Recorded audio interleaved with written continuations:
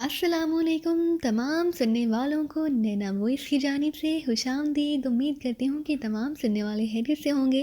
पेश खिदमत है डोगो फाइटर्स। जबकि सफदर और तनवीर दोनों कलाबाजी खाकर दोबारा अपनी जगहों पर आ गए, उसी लम्हे जुलियाना ने अपने बाजुओं को महसूस अंदाज में झटका और उसकी कलाइयों के गिर्द मौजूद रस्सी एक लम्हे के 1000वें हिस्से में खुलकर नीचे जा गिरी। जोहम और जेसूरा दीवार से टकराकर नीचे जा गिरे और एक बार फिर उन्होंने उठने की कोशिश की, लेकिन सफदर और तनवीर एक बार फिर उन पर किसी भूखे अक्काब की तरह झिपटे। लेकिन इस बार कर्नल जोहम और जेसूरा दोनों का दाव चल गया और वो दोनों उलटकर पुष्ट के नीचे जा गिरे और फिर वो चारों ही बैक वक्त उठ खड़े हुए। जेसूरा के हाथ में रिवाल्वर नजर आया ही था कि यकलक ठक की आवाज़ के साथ ही रिवाल्वर उसके हाथ से निकलकर दूर जा गिरा। ये रिवाल्वर वाली बात गलत है जेसूरा, तुम तो मशहूर दहशतगर्द हो, जुलियाना ने मुस्कुराते हुए कहा और उसके हाथ में एक छोटा सा लेकिन नफीस किस्म का साइलेंसर लगा पिस्तौल नजर आ रहा था। और फिर उससे पहले कि वो चारों कोई हरकत करने दरवाजे पर दस्तक की आवाज़ सुनाई दी और दरवाजे पर खड़ा राकेश तेजी से पलटा और उससे कुंडी हटाकर दरवाज़ा खोल दिया। दूसरे लम्हे एक सफ़ेद फार्म बुरी तरह चीखता हुआ उछलकर लाशों के करीब आ गिरा। राकेश ने उससे गर्दन से पकड़कर अंदर उछाल दिया था। उसके साथ ही उसने बड़े इत्मीनान से दरवाज़ा दोबारा बंद कर दिया। ठीक है, हम हार गए और तुम जीत गए, बताओ क्या चाहते हो? यकलह जेसूरा ने एक तवील सांस लेते हुए कहा। तुम तीनों इधर कुर्सियों पर बैठ जाओ, फिर इत्मीनान से बात नहीं करेंगे। सफदर ने भी मुस्कुराते हुए कहा। बॉस, ये अंदर आकर गिरने वाली सफ़ेद फार्म ने उठते हुए इंतहाई हैरत भरे लहजे में कहा। एरिक, ये चाक्षी और माइकल नहीं है, ये वही पाकिस्तानी एजेंट है। उन्होंने हमें वाकई ऐसा दाज दिया है जिसका हम तसव्वुर भी ना कर सकते थे। आओ इधर बैठो, जेसूरा ने होंठ चबाते हुए कहा और एरिक किसी सहरज़दा इंसान की तरह सफदर और तनवीर की तरफ देखता हुआ आगे बढ़ाया। जबकि कर्नल जोहम पहले ही कुर्सी पर इस तरह गिर गया था जैसे आटे की हाली बोरी ढेर हो जाती है। उसके चेहरे पर शदीद तरीन मायूसी के आसार नुमाया थे। जेसूरा, हमारी तुमसे कोई दुश्मनी नहीं है। एक बार तुमने हमें डाज दिया था, इस बार तुम हमसे डाज खा गए। इस तरह यह हिसाब बराबर हो गया। तुम हमें सिर्फ नीमिया में डोगो फाइटर्स के हेडक्वार्टर के बारे में तफसील बता दो तो हम यहाँ से चले जाएंगे, सफदर ने इंतहाई संजीदा लहजे में कहा। डोगो फाइटर्स के बारे में सिर्फ जनरल बार्टर को इल्म है और किसी को कोई इल्म नहीं है। उसे जनरल बार्टर ने अपने साय से भी खुफियार रखा हुआ है, जेसूरा ने जवाब देते हुए कहा और सफदर को उसके लहजे में सच्चाई महसूस हुई। तुम क्या कहते हो कर्नल जोहम, तुम्हारा तो जनरल बार्टर से बराह रास्त ताल्लुक है। सफदर ने कर्नल जोहम से मुखातिब होकर कहा। जेसूरा दुरुस्त कह रहा है, जनरल बार्टर ने इस बारे में इंतहाई राजदारी से काम लिया है। कर्नल जोहम ने होंठ चबाते हुए जवाब दिया। फिर तो हमारा यहाँ आना बेकार गया, सफदर ने मुंह बनाते हुए कहा। तो तुम डोगो फाइटर्स का अड्डा मालूम करने यहाँ आए हो, जेसूरा ने हैरत भरे लहजे में कहा। तो और क्या, हमने यहाँ से क्या लेना था, सफदर ने मुंह बनाते हुए कहा और फिर वो राकेश से मुखातिब हो गया। राकेश, जेसूरा का रिवाल्वर तुम्हारे वाली साइड में पड़ा है, वो उठा लो और सुनो। जेसूरा, अब तुम लोगों की ज़िंदगी की ज़मानत सिर्फ इस सूरत में दी जा सकती है कि तुम हमें अपने साथ ना सिर्फ उस हेडक्वार्टर से बाहर ले चलो बल्कि खुद साथ चलकर नीबिया की सरहद में दाखिल कराओ। अगर तुम इस काम के लिए तैयार हो तो ठीक, वरना फिर मुझे दूसरा फ़ैसला करना होगा, सफदर ने सख्त लहजे में कहा। ठीक है, मैं तैयार हूँ, मैं तुम्हारे साथ चलता हूँ, जेसूरा ने जल्दी से हामी भरते हुए कहा। ये एरिक और कर्नल जोहम भी साथ जाएंगे। और सुनो, मुझे मालूम है कि यहाँ तुम्हारे पास एक बड़ा हेलीकॉप्टर मौजूद है, इसलिए हम यहाँ से हेलीकॉप्टर के ज़रिए जाएंगे, सफदर ने कहा। ठीक है, जेसूरा पूरी तरह ताउन पर आमादा था। तो फिर बाहर चलो, बाहर निकलो, लेकिन एक बात याद रखना, अगर तुमने ज़रा भी धोखे से काम लेने का तसव्वुर भी किया तो फिर तुम्हारे जिस्म में ना जाने कितने सुराख हो जाएंगे, सफदर ने सख्त लहजे में कहा। तुम फिक्र ना करो, हम कोई धोखा ना देंगे, जेसूरा ने होंठ काटते हुए कहा और उठकर दरवाजे की तरफ बढ़ गया। उसके साथ ही कर्नल जोहम एरिक भी उठे और दरवाजे की तरफ बढ़ गए। सफदर के साथी उनके पीछे थे। जबकि सफदर ने जेसूरा और उसके साथियों के कमरे से बाहर जाते ही बिजली की सी तेज़ी से अपनी पतलून का पांचा ऊंचा किया और पुंडली से एक रेड स्टेप के साथ बंधी हुई एक मुस्ततील सी ब्राउन रंग की पत्ती खींची और फिर उस पत्ती को उसने जेसूरा की मेज़ के निचले हिस्से में चिपका दिया। पत्ती की एक साइड पर ऐसा मादा मौजूद था जो लकड़ी के साथ इस तरह चिमट जाता था जैसे गोंद चिपकती है। पत्ती चिपकाने के बाद सफदर ने पांचा ठीक किया और फिर तेज़ी से कदम बढ़ाता वो उनके पीछे दरवाजे से बाहर निकलकर राहदारी में आ गया। चंद कदम तेज़ उठाने के बाद वो उनसे मिल गया। तनवीर ने मुड़कर सफदर की तरफ देखा और सफदर ने सर हिला दिया। راہداری میں سے گزرتے ہوئے وہ ایک بڑے ہال نما کمرے میں پہنچے جہاں واقعی ایک بڑا اور خاصا تیز رفتار جنگلی ہیلی کاپٹر موجود تھا۔ اس ہیلی کاپٹر میں انتہائی طاقتور مشین گنیں فٹ تھی۔ تنویر تم پائلٹ سیٹ سنبھالو، صفدر نے ہیلی کاپٹر کے پاس پہنچتے ہوئے کہا اور تنویر جلدی سے سر ہلاتا ہوا پائلٹ سیٹ پر جا کر بیٹھ گیا۔ چھت کھولنے کا سسٹم ریموٹ کنٹرول ہے اور ہیلی کاپٹر کے اندر ہے، جے سورا نے کہا۔ ٹھیک ہے چلو راکیش اوپر، میں اور جولیا ان کے بعد اوپر آئیں گے اور اگر کوئی یہ غلط حرکت کریں تو گولیوں سے بھون ڈالنا، صفدر نے تیز لہجے میں کہا۔ سنو، بار بار ہمیں دھمکیاں نہ دو، اگر میں نے کچھ کرنا ہوتا تو وہیں دفتر میں بہت کچھ ہو سکتا تھا، جے سورا نے اس بار روسیلے لہجے میں کہا۔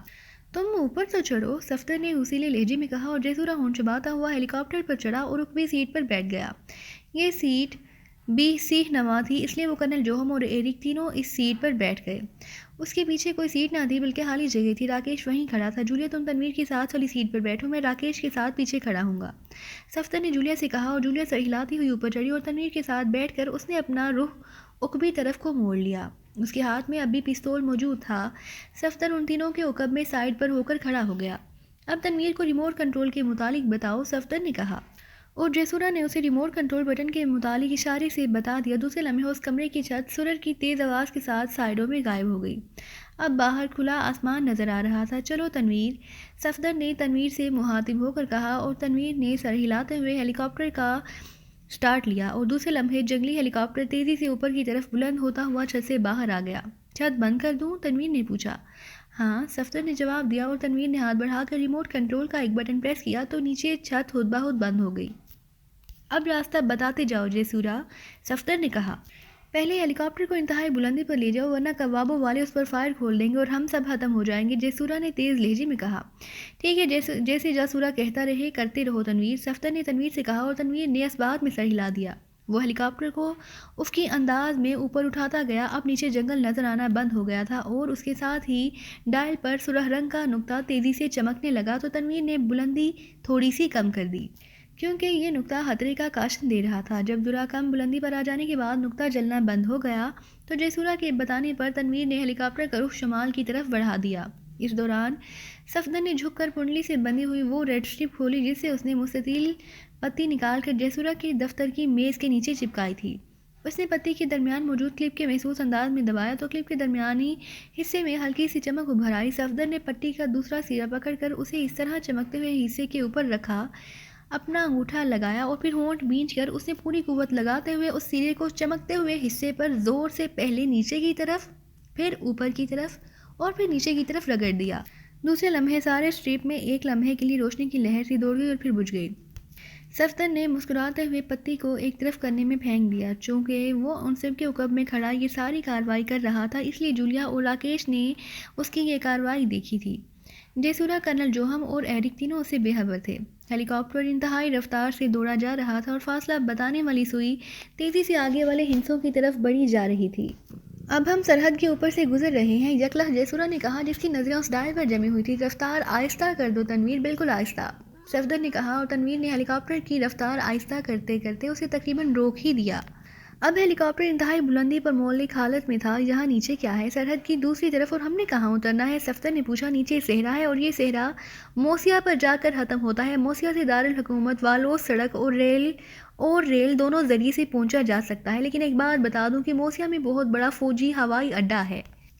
وہاں انتہائی جدید مشینری فٹ ہے، ایسی مشینری کہ وہ لوگ ہماری تصویریں بھی چیک کر لیں گے، جیسورا نے کہا۔ اوکے، پھر ہمیں یہی صحرا میں ہی اتر جانا چاہیے۔ تنویر، ہیلی کاپٹر کو نیچے اتار لو، اس طرح سیدھا نیچے صحرا میں پہنچ کر فیصلہ کریں گے کہ ہم لوگوں کو یہیں چھوڑ دیں یا ہیلی کاپٹر کو آگے لے جائیں، صفدر نے تنویر سے مخاطب ہو کر کہا۔ آگے گئے تو ہیلی کاپٹر لازماً چیک ہو جائے گا اور تمہیں میرے ساتھ دیکھ کر وہ مجھ پر بھی اعتبار نہ کریں گے۔ موسیا کے انچارج کمانڈر لارل انتہائی سخت ترین آدمی ہے اور جنرل بارٹر کا دستے راست ہے، جیسورا نے جواب دیا۔ ٹھیک ہے، صفدر نے کہا اور تنویر نے ہیلی کاپٹر کو نیچے لانا شروع کر دیا۔ ہیلی کاپٹر انتہائی تیز رفتاری سے بلندی کم کرتا جا رہا تھا اور پھر تھوڑی دیر بعد نیچے دور دور تک پھیلا ہوا براؤن رنگ کا صحرا نمایاں ہونے لگ گیا۔ چند لمحوں بعد ہیلی کاپٹر ریت کے ایک بڑے سے ٹیلے کے ساتھ جا کر ریت پر اتر گیا۔ چلو نیچے اترو اور ہمیں سمجھاؤ کہ یہاں سے موسیا کس طرف سے اور کتنے فاصلے پر ہے، صفدر نے ہیلی کاپٹر سے باہر اترتے ہوئے کہا، اور جیسورا، کرنل جوہم اور ایرک تینوں اس کے پیچھے باہر آ گئے۔ ان کے بعد جولیا نیچے اتری اور آخر میں راکیش اور تنویر نیچے آ گئے۔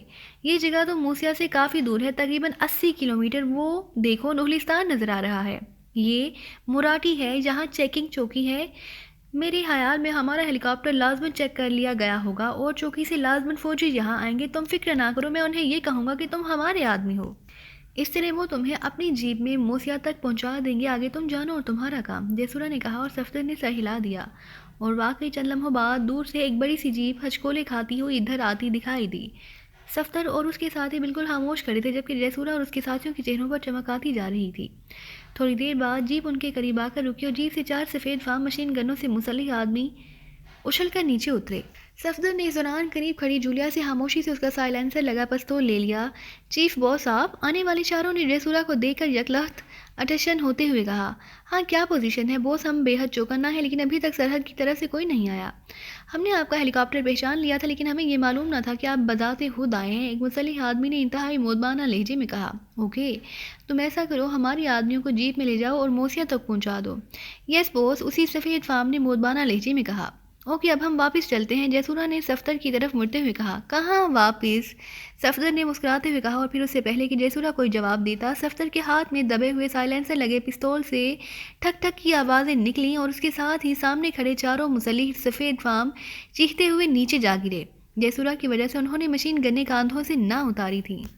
کیا کیا تم نے؟ جیسورا نے بری طرح چیختے ہوئے کہا، لیکن صفدر کا ہاتھ تیزی سے گھما اور کرنل جوہم اور ایرک بھی بری طرح چیختے ہوئے الٹ کر ریت پر جا گرے۔ خبردار، بھاگنے کی کوشش نہ کرنا۔ صفدر نے پستول کا رخ جیسورا کی طرف کیا تو جیسورا کے ہاتھ خود بخود ہوا میں بلند ہو گئے اور اس کا دائیں طرف کو مڑتا ہوا جسم دوبارہ سیدھا ہو گیا۔ اس کا چہرہ تاریک پڑ گیا۔ تم نے کہا تھا، جیسورا نے اس طرح لمبا سا گھونٹ لیتے ہوئے کہا جیسے اس کے حلق میں کوئی گولا سا پھنس گیا ہو۔ وہ فکرہ بھی مکمل نہ کر سکا تھا۔ میں نے درست کہا تھا، اور دیکھو اب تک تم زندہ سلامت کھڑے ہو، ورنہ ان کی طرح ایک گولی تمہارے سینے میں بھی ترازو ہو سکتی تھی۔ صفدر نے اسی طرح مطمئن لہجے میں کہا۔ اس دوران تنویر، جولیا، راکیش تینوں نے ان مسلح افراد کی مشین گنیں اٹھا لی تھیں۔ وہ چاروں چند ہی لمحے تڑپنے کے بعد ختم ہو چکے تھے، کیونکہ صفدر کے پستول سے نکلنے والی گولیاں براہ راست ان کے دلوں میں اتر گئی تھی۔ ایرک اور کرنل جوہم بھی ہلاک ہو چکے تھے۔ تنویر نے چوتھی مشین گن بھی اٹھا لی، مگر جیسورا نے کچھ کہنا چاہا، لیکن پھر وہ خاموش ہو گیا۔ اس نے اب خود بخود ہاتھ نیچے کر لیے تھے۔ سنو جیسورا، تم عالمی دہشت گرد ہو، اور میں نے یہ بھی سنا ہوا ہے کہ تم کسی زمانے میں سیکرٹ ایجنٹ بھی رہے ہو، لیکن میں نے دیکھا ہے کہ تم انتہائی احمق آدمی ہو۔ تمہارا خیال تھا کہ ہم تمہیں ہیلی کاپٹر پر واپس جانے دیں گے اور تم اس جنگلی ہیلی کاپٹر سے آسانی سے اس صحرا میں ہمیں مار گراؤ گے، اور پھر تم جا کر بڑے فخر سے یہ کارنامہ جنرل بارٹر کو بتاؤ گے۔ اس لیے تم نے وہ تصویروں والی بات کی تھی تاکہ ہم خوفزدہ ہو کر یہیں صحرا میں ہی اتر جائیں، سیدھے موسیا نہ چلے جائیں۔ لیکن میں جانتا ہوں کہ ابھی کوئی ایسی مشین ایجاد نہیں ہوئی جو بلندی سے اڑتے ہوئے جہاز یا ہیلی کاپٹر کے اندر بیٹھے ہوئے انسانوں کی تصویریں کھینچ کر زمین پر بیٹھے ہوئے افراد کو دکھ سکے۔ لیکن اب سن لو کہ تمہارا ہیڈ کوارٹر مکمل طور پر تباہ ہو چکا ہے۔ میں نے 801 وائرلیس بم تمہارے دفتر کے اندر لگا دیا تھا اور ہیلی کاپٹر کی پرواز کے دوران ہی اسے چارج کر دیا تھا، اس لیے تو میں پوچھ رہا تھا کہ تم واپس کہاں جاؤ گے؟ صفدر نے مسکراتے ہوئے کہا۔ کیا کہا؟ تم نے ہیڈ کوارٹر تباہ کر دیا، مگر ایرک نے تو تمہاری تلاشی لی تھی۔ جیسورا نے بے اختیار زمین پر اکڑوں میں بیٹھتے ہوئے کہا۔ اس کے چہرے سے شدید ترین مایوسی کا اظہار ہو رہا تھا۔ ایرک کو تو یہ معلوم نہ تھا کہ ہم دشمن ہیں، اس نے ہمیں اپنے آدمی سمجھ کر رسمی تلاشی لی تھی۔ ویسے بھی یہ بم میں نے پنڈلی کے ساتھ باندھا ہوا تھا۔ ہمارا شروع سے ہی یہ مشن تھا کہ ہم کوابوں کے ساتھ مل کر تمہارا ہیڈ کوارٹر تباہ کریں گے، پھر اس کے بعد نیمبیا جائیں گے تاکہ تمہاری طرف سے خطرہ ہمیشہ کے لیے ختم ہو جائے۔ لیکن ہم کوابوں کے پاس پہنچنے کی بجائے تمہارے ہاتھ لگ گئے، لیکن کوابوں کو ہمارے متعلق اطلاع مل گئی، چنانچہ اس کا یہ آدمی راکیش ہمیں بچا کر لے گیا۔ اس کے بعد ہم نے باقاعدہ پلاننگ کی اور اس پلاننگ کے نتیجے میں ہم تمہارے ہیڈ کوارٹر پہنچ گئے، اور چونکہ میں نے دیکھ لیا تھا کہ تم نے ہیڈ کوارٹر کی حفاظت کا انتہائی جدید انتظام کیا ہوا ہے، اس لیے میں نے فوری طور پر تمہیں وہاں ہلاک کرنے کی بجائے دوسرا منصوبہ بنایا، اور اس منصوبے کی وجہ سے نہ صرف تمہارا ہیڈ کوارٹر تباہ ہو گیا بلکہ ہم بھی صحیح سلامت سرحد پار کر کے یہاں پہنچ جانے میں کامیاب ہو گئے۔ اور ایک جیپ اور ضروری اسلحہ بھی ہم نے حاصل کر لیا، اور اب یہ بھی سن لو کہ تم نے ازہد مجھے ڈوگو فائٹرز کی نیمبیا میں ہیڈ کوارٹر کا پتہ بھی بتا دیا ہے۔ ہمیں یہ اطلاعات مل چکی ہیں کہ نیمبیا میں ڈوگو فائٹرز کا سربراہ کمانڈر لال نامی آدمی ہے اور وہ جنرل بارٹر کا دستے راست ہے، اور تم نے ازہد کمانڈر لال اور اس کی چھاؤنی کا پتہ بتا کر ہمارا سب سے بڑا مسئلہ حل کر دیا ہے۔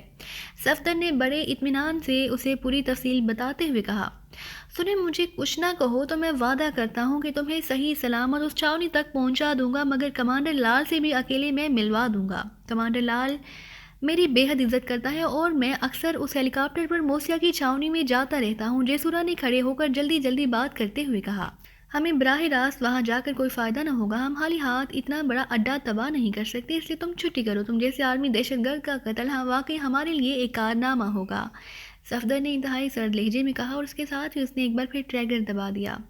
جیسورا چیختا ہوا الٹ کر پشت کے بل ریت پر جا گرا اور بری طرح تڑپنے لگا، لیکن وہ بھی زیادہ سے زیادہ چند لمحے ہی تڑپ سکا اور ساکت ہو گیا۔ مس جولیانا، تمہارے اس پستول نے واقعی کارنامہ سر انجام دیا ہے۔ تم تو عمران سے بھی زیادہ ٹھنڈے دماغ کے آدمی ہو۔ جس طرح تم نے ساری پلاننگ کی ہے، کم از کم یہ میرے بس کا روک نہ تھا۔ میں تو اسلحہ اٹھا کر براہ راست ان کے ہیڈ کوارٹر پر حملہ کر دیتا، تنویر نے مسکراتے ہوئے کہا۔ ہاں واقعی صفدر، تمہارا ذہن پلاننگ بنانے میں بے حد کامیاب ہے۔ تم نے ہمیں بھی آخر تک اس ساری پلاننگ سے بے خبر رکھا۔ تم نے 01 بم کو ہم سے بھی چھپا کر رکھا تھا۔ یہ تو جب میں نے تمہارے ہاتھوں میں اس کا اسٹریپ چارجر دیکھا، ساری بات سمجھ گئی۔ جولیا نے سر ہلاتے ہوئے کہا، مس جولیانا، ہمارے پاس وقت بے حد کم ہے اور کام کافی تھا، اس لیے چیف واس نے مجھے اس بارے میں خصوصی ہدایات دی تھی اور انہی کی ہدایات کے مطابق یہ سارا کام ہوا ہے۔ ورنہ تو جے گروپ کا ہیڈ کوارٹر اگر آسانی سے تباہ ہو سکتا ہوتا تو کباب و کب کا اسے ختم کر چکے ہوتے۔ بہرحال اب ہم نے آگے کی پلاننگ کرنی ہے۔ میرا پروگرام ہے کہ اس کمانڈر لارل کو اغوا کیا جائے اور پھر اسے نیمبیا میں ڈوگو فائٹرز کے سلسلے میں پوچھ گچھ کی جائے۔ اب وہاں موسیا جانے کی دو صورتیں ہیں، ایک تو یہ کہ ہم اس ہیلی کاپٹر میں سیدھے چھاؤنی کے اندر اتر جائیں، دوسری صورت یہ کہ ہم جیپ میں پہلے موسیا جائیں پھر وہاں سے کسی چھاؤنی کے اندر۔ صفدر صاحب، کیا واقعی جے گروپ کا ہیڈ کوارٹر تباہ ہو گیا ہے؟ اب تک خاموش کھڑے ہوئے راکیش نے پہلی بار بات کرتے ہوئے کہا، اس کے لہجے میں بے پناہ سنجیدگی تھی۔ مجھے معلوم ہے کہ تم کیوں یہ پوچھ رہے ہو، فکر مت کرو، تمہارا بھائی محفوظ ہے۔ تمہیں یاد ہے ہیڈ کوارٹر میں داخل ہوتے ہی اس ایرک کو ایک خاص بات بتانے کے بہانے میں ایک طرف لے گیا تھا؟ میں نے اس سے یہی بات کی تھی کہ مجھے خفیہ طور پر اطلاع ملی ہے کہ تمہارا بھائی خوابوں کا ایجنٹ ہے، اسے فوراً بلاؤ تاکہ اسے بھی جیسورا کے سامنے ساتھ ہی پیش کر دیا جائے۔ لیکن اس نے بتایا کہ وہ ایک خاص کام سے جوہمبرگ گیا ہوا ہے، اور ایرک نے وعدہ کیا تھا کہ واپس آنے پر وہ اس کے بارے میں ضرور تحقیقات کرے گا۔ صفدر نے مسکراتے ہوئے جواب دیا، اوہ شکر ہے، مجھے وہ بھائی بے حد عزیز ہے، اور اب مجھے مکمل یقین ہے کہ وہ براہ راست ہمارے ساتھ آج شامل ہوگا، کیونکہ جیسورا کی بیوی ہیڈ کوارٹر میں ہی رہتی تھی، وہ بھی ساتھ ہی ختم ہو گئی ہوگی۔ بہرحال اب میں آپ کو ایک اور بات بتا دوں کہ موسیا چھاؤنی میں سیاہ فام کا وجود ایک لمحے کے لیے برداشت نہیں کیا جا سکتا، اس لیے تو میں آپ کے ساتھ وہاں جا نہیں سکتا۔ راکیش نے کہا، ٹھیک ہے، ہم تمہیں واپس سرحد کے اندر چھوڑ دیں گے، وہاں سے تم آسانی سے جا سکتے ہو۔ صفدر نے جواب دیتے ہوئے کہا، اگر آپ ہیلی کاپٹر استعمال کریں تو پھر میں جیپ میں واپس چلا جاؤں گا، اور اگر آپ جیپ استعمال کریں تو پھر پہلے مجھے چھوڑ دیں پھر آگے جائیں۔ راکیش نے جواب دیتے ہوئے کہا، میرا خیال ہے صفدر، ہمیں ہیلی کاپٹر میں بیٹھ کر براہ راست چھاؤنی میں پہنچ جانا چاہیے۔ ہم ابھی تک جے گروپ کے آدمیوں کے روپ میں ہیں، اس طرح ہماری پہچان آسانی سے نہ ہو سکے گی، اور ہم وہاں کمانڈر کو قابو کر کے اس ہیلی کاپٹر کے ذریعے واپس نکل آئیں گے۔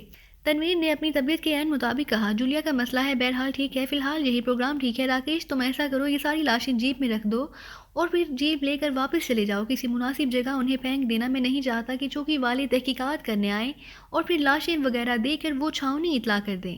صفدر نے سر ہلاتے ہوئے کہا، بالکل ٹھیک ہے، تم میری فکر نہ کرو، اس کمانڈر کو شک بھی نہ گزر سکے گا کہ میں پاکستانی ایجنٹ ہوں۔ تم صرف اتنا کہہ دینا کہ میں جیسورا کی پرانی واقفار ہوں، باقی میں خود سنبھال لوں گی، جولیا نے کہا، اور صفدر نے سر ہلا دیا۔ آؤ تنویر، مل کر یہ لاشیں جیپ میں ڈال دیں، کسی بھی وقت کوئی بھی جیپ ان کا پتہ کرنے آ سکتی ہے، صفدر نے کہا، اور تنویر